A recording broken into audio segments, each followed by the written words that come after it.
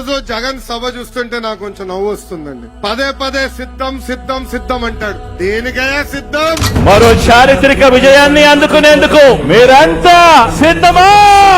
ఇంటింటి చరిత్రను, పేదింటి భవిష్యత్తును మరింత గొప్పగా మార్చే పరిపాలన అందించేందుకు, మన పార్టీని మరోసారి గెలిపించుకునేందుకు మీరంతా కూడా సిద్ధమేనా?